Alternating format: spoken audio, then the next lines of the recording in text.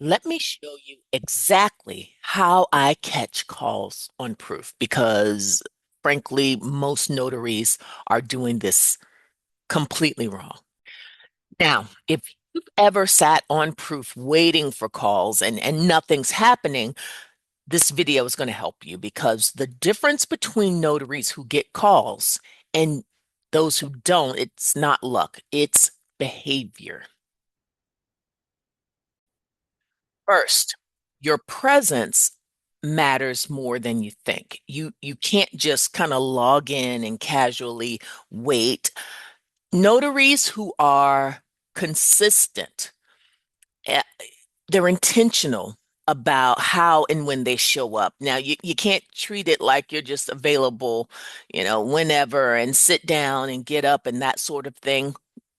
Part of it is intention. You've got to treat it like you're available for real-time work, not just passive income. That doesn't mean you have to sit there all day and all night. However, during the time when you're there, make sure you are focused and ready to get those calls. Second, timing matters. There are peak times when calls are more likely to come in. And if you're logged in randomly here and there for 5 minutes, then you're missing the flow of things. Now, I have said before in previous videos that I recommend maybe early in the morning when I'm on the East Coast, I get on between maybe 5:45 and 7 just to kind of see if there are any early morning signers. Also, another time to think about is kind of at night or late at night after bedtime for the East Coast. So, one thing that I've noticed is that there's usually an uptick in calls between, let's say, 9 p.m. Eastern time until 10:30, and probably beyond because I am in bed by that time. So I think those are the things you want to think about. And third, this is one thing that people really don't talk about that often, but you got to be ready.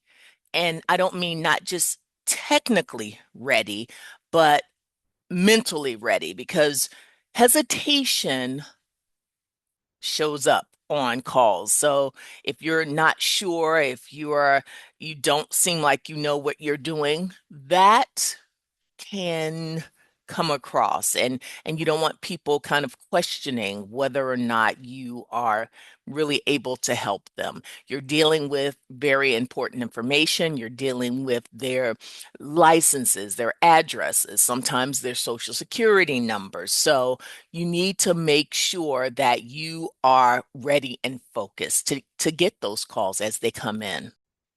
The last thing I want to mention is that the more confident you sound, the smoother your calls go. Okay.